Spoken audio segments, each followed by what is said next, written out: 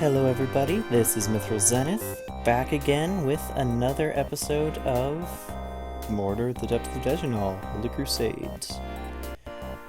Oh man, it's not been too long since I've made a recording actually. I moved into college, got some things settled, and yeah, I have some free time between some of my classes and whatnot on some days, so yeah, it's gonna be fun. Mordor Mondays. I'm recording this on a Monday, because Monday I don't have too many classes. Yeah, it'll depend on like my roommate's schedule to see if I actually have enough time to record, time to myself, quiet time, whatnot. But aside from that, I think we'll be good. So where we last left off, we were of course leveling in Wizard, as we always are. We need no quests. We have all our money banked. We do not have companions. Let's go!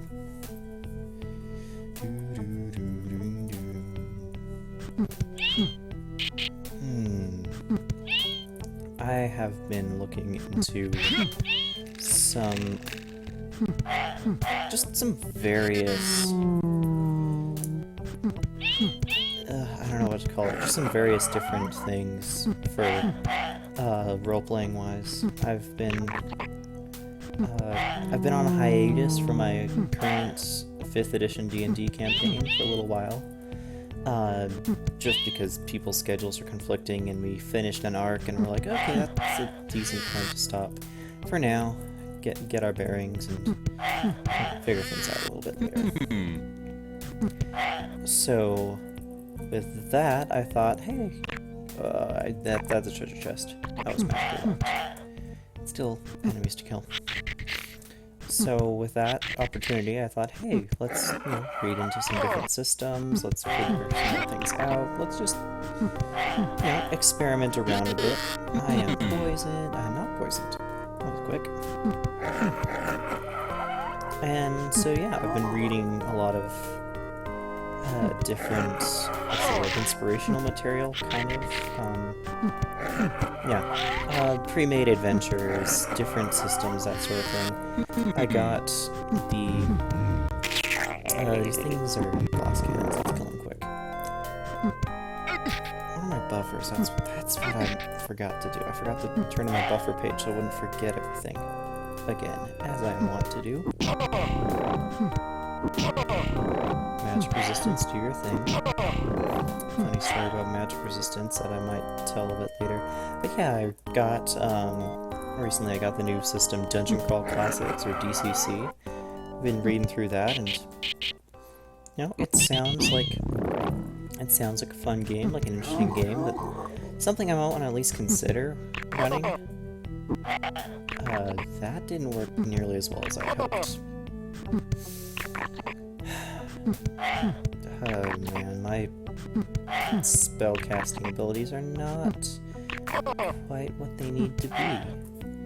Speaking of spellcasting abilities, do I have any resistance spells? I know I looked this up last time, but I forgot what the numbers were. Because if it's at all viable for me to cast resist draining and resist stoning, I think whatever stone resistance, none.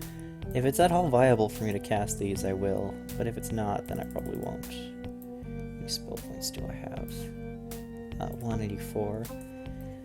Might be useful to cast at least resist draining, at least until I can get a decent cloak that gives me some drain resistance. Because yeah, I don't want to lose all my hard-earned stats. Like last time. We get +1 wisdom, we get -1 wisdom. Instantly. Instead.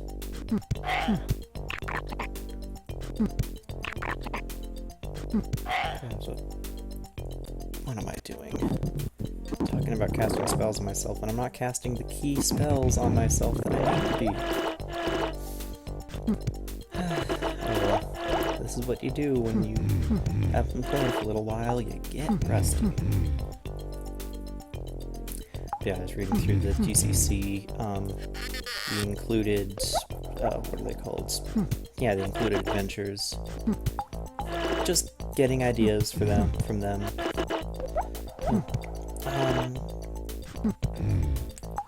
A lot of times, I don't know. I think I'm probably in a pretty common group, which when I do RP, I don't know, I have my own world setting that I use, and running pre-published adventures doesn't always fit into that. So certainly it's interesting and it's good to get ideas from, but I don't think that it really, they really thematically fit with my world design that I have, and that's okay, that's perfectly fine. That's not what they were intended to do. They were just intended to be little modules you can run and have a fun time with, and they're well tested and they give a good kind of enclosed experience of what the game can offer. So I read through, let's see, what was it? Portal of something, and then, which is a funnel campaign, and then the Abbot of the Forest or something, which is really creepy. Oh man, a lot of those old school stuff are actually quite creepy. A lot of newer things, especially once you get to the more broad appeal like D&D stuff or World of Warcraft or whatnot. Like, that's a good example, World of Warcraft. You go back to Warcraft 1, Warcraft 2. Sure, there's not a whole lot, it's very basic fantasy, but there are some parts that genuinely have like a pretty messed up and creepy feeling. And you go to like, I don't know, maybe it was just me. I never really played World of Warcraft. Maybe it was just me, but Warcraft 3, like, they had some moments that freaked me out, but they never really had anything that was, like, deeply unsettling. And I don't know, maybe that's the same, maybe that's just because the newer age of the game. Maybe it's because I was, different as a person. Maybe I went in with different experiences and expectations, who knows. There's a lot of possible reasons for that, but I found the atmosphere, if you will, of older, like Warcraft 1 and 2, to be a lot grittier, darker feel than Warcraft 3 or the bits of World of Warcraft I have experienced by playing or watching other people or whatnot.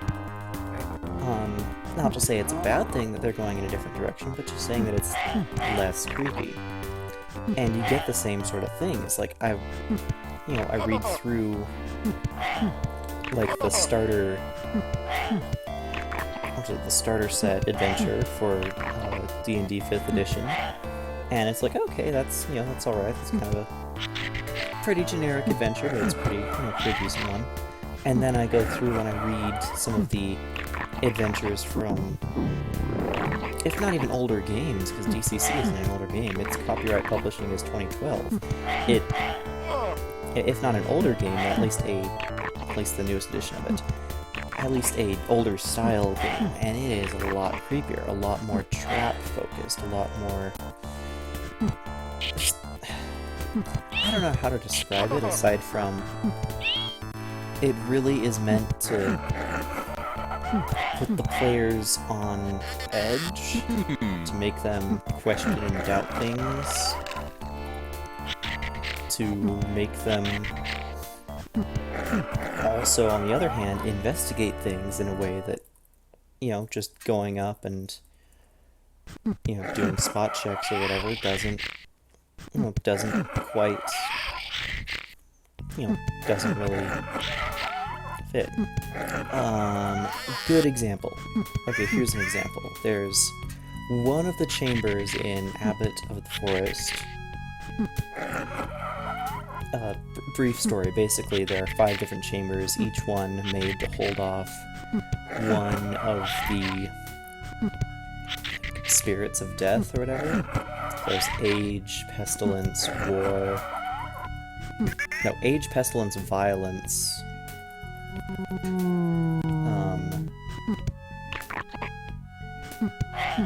Yeah, age, disease, violence, hunger, and some other fifth one, I can't remember.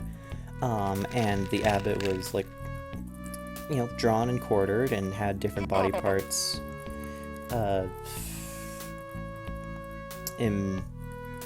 placed in these different chambers, and then underneath it all, he, like, was, like, his actual body, just like his headless, armless torso, and apparently through magics that still lived, so that, like, his quest was for immortality, so I mean, he's technically living, but if you call that living. So that's an interesting thing. So what the players could do is they could run through the entire area, not care about any of the rooms, just bypass them entirely. Anti-magic area. And they can still spit. One spit on me for 31. I'm getting out of here. Too low. Darn it, this map. If you can't tell, I'm looking at the map in the bottom right quarter of the screen. And when there's too many anti-magic areas, I have a hard time seeing the walls.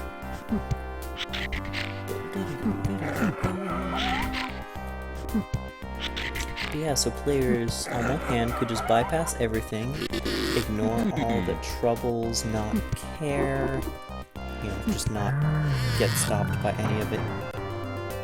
I'm missing something.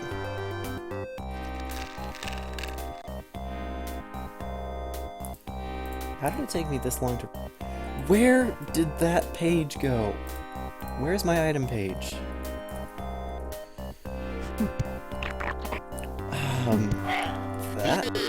How long has that been the case? Man, I make fun of other YouTubers and streamers for missing all those things, and here I am with a vital piece of information suddenly gone from my screen. I have no idea where it could be.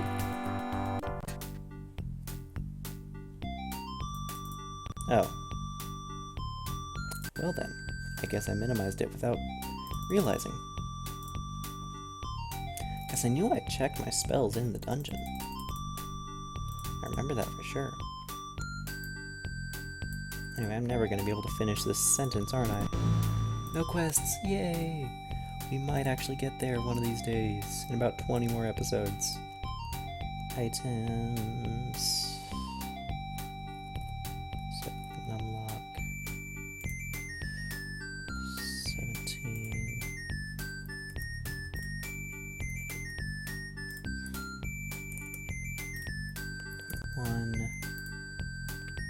How much would it... I don't know if I have that much money. Do I need more wisdom? Oh, character stats. More wisdom wouldn't hurt. Sure.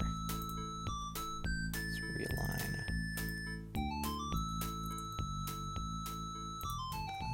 23, sell, 24... 23. I thought I sold you. Awesome. Okay. And now we bank. And now we go back into the dungeon. We use this thing. We'll take the stairs and take the stairs again to get back those spell points. We cast Feather Essence and Sight Veil and resist draining on ourselves. That might be important.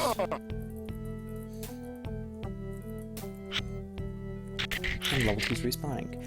Using... What did I do?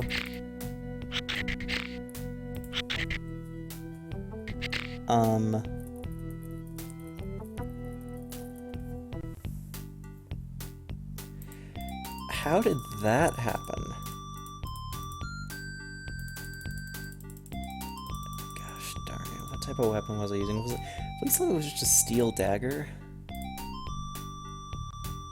pretty sure it was a steel dagger. Speaking of which, though, what's a silver cross like? 1.5332 swings versus 1.3602 swings. Interesting. Silver cross would actually be better right now. What's a staff of Elton like? Info. 60132 swings. Okay. I mean, if Silver Cross would give me more damage, at least while I'm leveling in Wizard. What level do I need to be for Adamantite Dagger? Wizard 62. I'm not getting that far in Wizard. I might pop up to Nomad 38 just to get that, because an extra 0.1 and 3 attack is not useless. But for now, let's equip the silver. I didn't know it would let you sell items that were equipped. I thought it had a problem with that. But apparently it doesn't. Welcome to Mordor Depth of Digital Holy Crusade, where we make a lot of stupid mistakes. And we never get to finish our sentences either. Okay, so what I was trying to say, a group of players could bypass all the rooms, go past, not even have to enter a couple of them. In fact, there are some that if you don't do anything, you don't disturb anything, there's nothing to threaten you in them. You can just go past, go all the way to the final room of the dungeon, and hey, just take the Abbot's treasure. Just jack the loot. You don't get special stuff or whatnot, but you get a lot of gold. And that's, surprisingly enough, the only way to actually get gold in that, at least to get gold normally, gold, like a gold loot thing, whatever. The only way to actually get just pointless valuables that are worth a lot of gold. Yeah, the only way to get that in that adventure is by a lot of goblin guards. Does Dazzle work? No. Let's harm them. Harm. This is not as effective as I want it to be. At least they're not hurting me too badly either.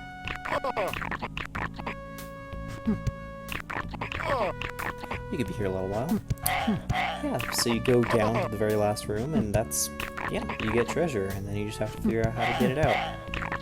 Because the second to last room that you have to go through is the Room of Age, and that's the most brutal thing I think I've ever read. It's like, okay, first turn, not too much happens, but you make a Fortitude save. They split all the save in Fortitude, Reflex, or a third thing.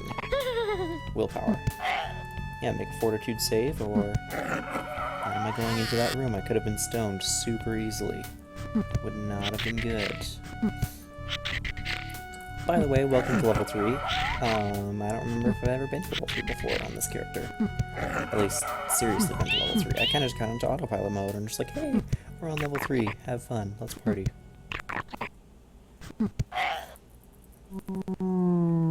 Because experience is way too slow. We need something a little faster. Yeah, it's like, make a Fortitude save, or you start aging. Make another Fortitude save, that's a lot harder.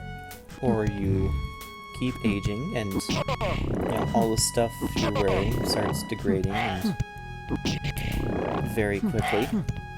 And then, if you're in there any longer, it's like, so all of your stuff basically disintegrates, and if you miss a Fortitude save, you instantly turn to ash, and if you make your Fortitude save, full congratulations, you only age 1d30 years. Yeah, so you have to get both in and out of there, like that, if you're going for the gold, if you're going for the treasure.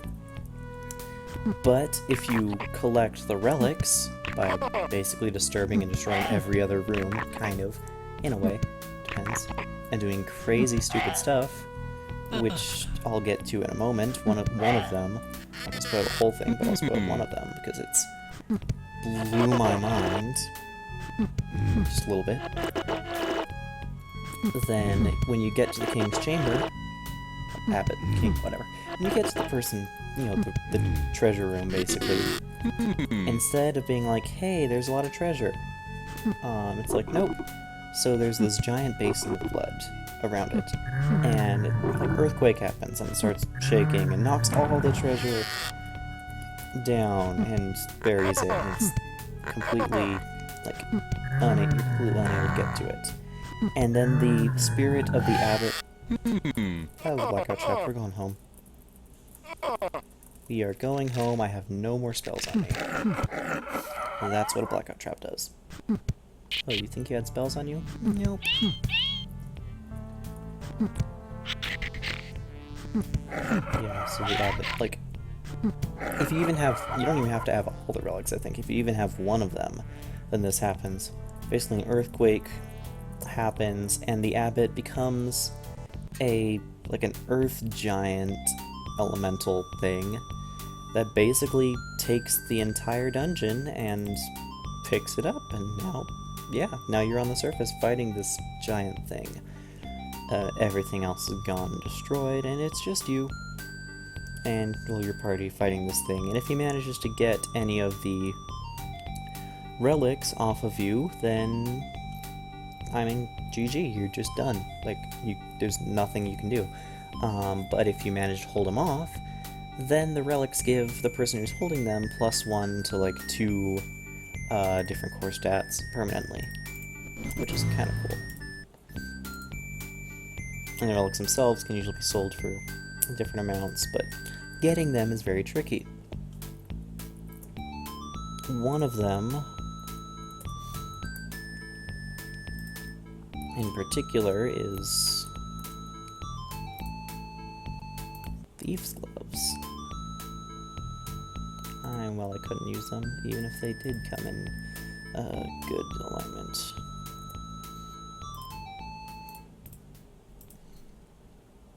Yeah, one of them in particular, the one I was thinking of. I mean, let me explain to you how bonkers this is. You go into a room. The room is empty, save it be for a massive throne made in the shape of, like, basically a demon, but with its, like, chest cavity carved out, so it's just like a rib cage, and that's the seat. Creepy. It gets worse. So, that's how it begins. And then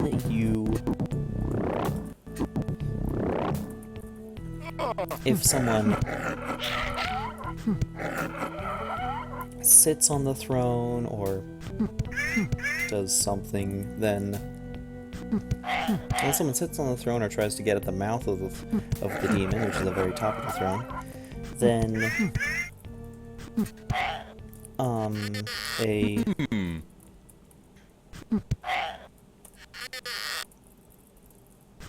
yeah, this is the Chamber of, I think, Madness or something. Yeah, then I don't even know what to call it. A weird thing. Starts, like, it's like an air elemental-ish type thing. Wind spirit, whatever.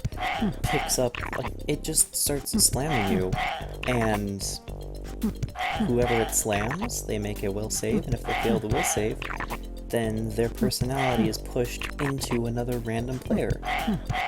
So that random character, rather. So that character falls unconscious, and the other character now has 2 different people in them fighting for control. Yeah, kind of interesting. I mean, could be potentially hilarious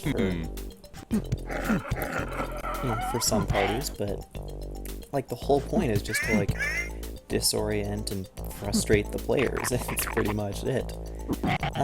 But it gets worse from there. Hey, that's not it. That's just the beginning. like just the distraction, because once you defeat that, or last however many turns or something, I don't remember exactly what it was, then it's like, okay, so you've done with that. But where's the treasure? Where's the treasure, you ask? Search the throne. Inside the mouth of the demon that makes up the throne, like, it's locked. There's a couple traps on it. And it's like, okay, the first one is... oh, the whole place is an anti-magic area. Wonderful. Time to talk. Okay, the first one is, I think it's just a lock or whatever. It's, pretty easy to find and to pick. But the second one is like, okay.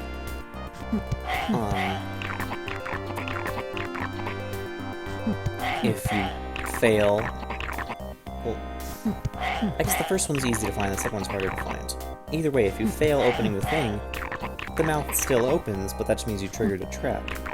There are a couple traps. First of all, first trap is the arms on the throne close in around anyone who's in the chest cavity, and they instantly are pinned. If they don't make a reflex save in time. Next, it takes its arms up and shoves whoever's in it into its giant mouth. Yeah, that's, sounds bad enough. Third, it starts closing the mouth.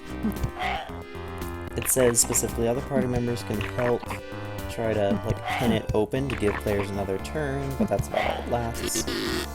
And after that, if they haven't escaped by one more round, then, the mouth closes on them, crushing whoever's inside, crushing all their stuff, and they're instantly dead.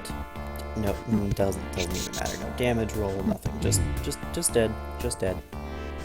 Now, why would you ask would you want to get into the mouth?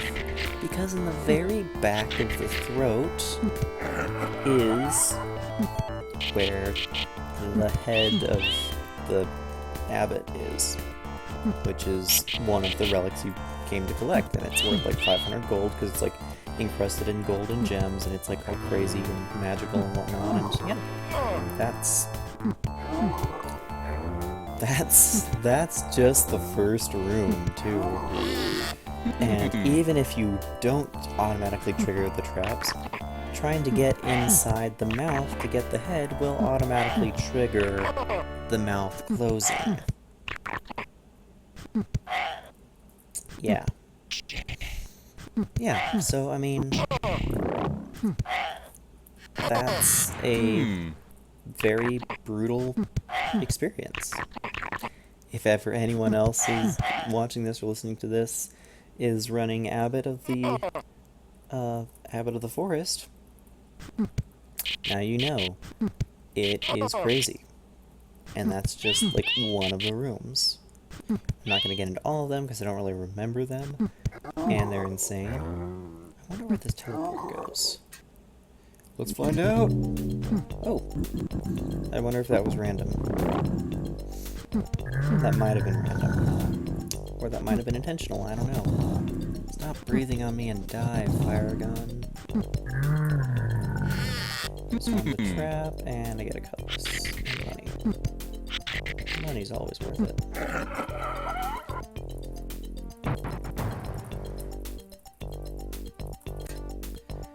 Yeah, so that was my experience reading the stock advent. Those are just the first two adventures that come with the core rules. This isn't including any other, any other third-party material. This is just the core rules adventures for DCC.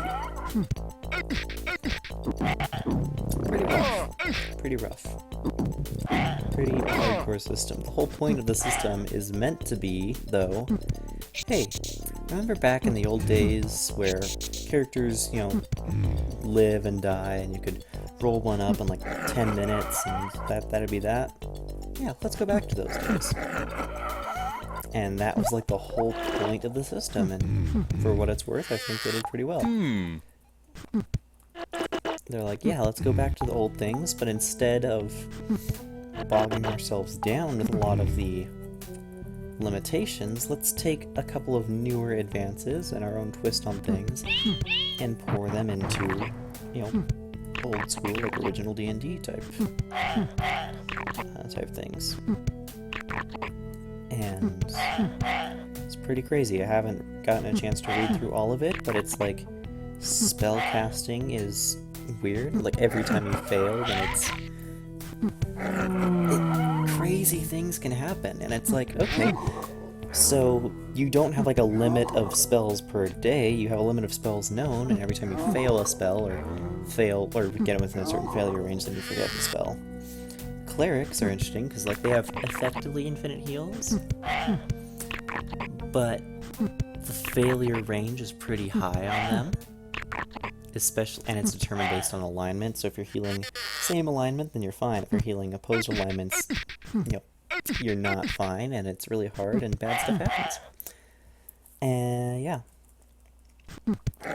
And let's see. Yeah, failure range is pretty high. Every time you fail, you increase your what was it called?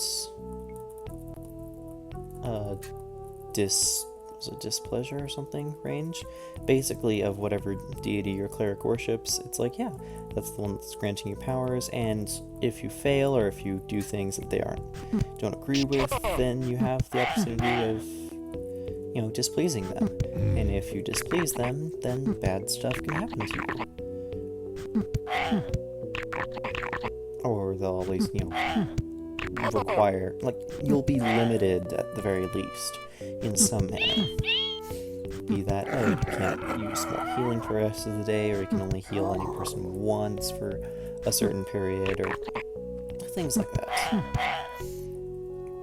It's interesting, I think some of like the middle rolls, and it gets, and there's another thing, is that whatever number you roll, if that gets into your, the range of making your deity angry at you, whatever number you roll that many d4s and add the result, and that result is now, like, that's your result on the table, so it's a pretty interesting way of doing things. I think it's pretty cool. That's like, hey, so, why haven't I ever explored that square? I knew it was a pit, but I just wanted to explore it. OCD. So it's pretty cool. It's like, okay, so if you actually have more displeasure and you trigger their wrath, chances are they're going to be a bit more vengeful than if you just trigger their wrath, but you haven't really done much of other things. What I was saying is, I think some of the middling results are worse than some of like the highest results. I don't know if that's for balance reasons or what, but I thought it interesting.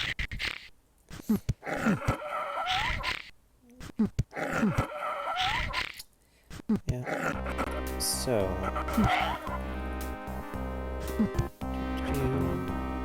Almost home. I think I'll sell this stuff and then I'll cut the video. And get lunch. But yeah, DCC has been really interesting. Okay. Guilds, make level.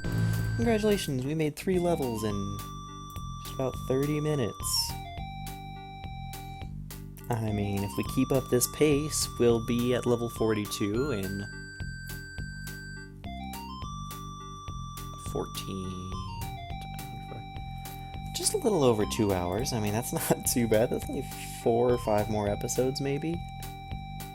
Plan on like 5. We'll see if it's true. We'll see if by episode 20 or 21 we're finally done with leveling wizard. Personally, I doubt it, but... I wasn't trying to... Whoops. I was trying to sell my items to the confinement. I've been making a lot of mistakes. It's probably a good thing that I'm ending the episode now before I get Gilthriel killed horribly. or accidentally remove all. Good Tome of Insight. That's wonderful. That's what we like to see. 2 Oak Staff. Another Tome of Insight. It's also good. It's neutral. We don't have an item 25. Okay. And just to make sure that I'm not going over.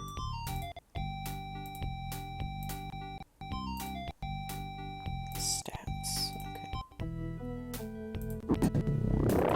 Not bold yet? Not bold yet. Okay. Elves have a really high intelligence wisdom cap, so I just wanted to make sure that I wouldn't go over it. Anyway, thank you all so much for watching. My name's Mithril Zenith, and I hope to see you watching me again. Until next time, everybody, have a swell day.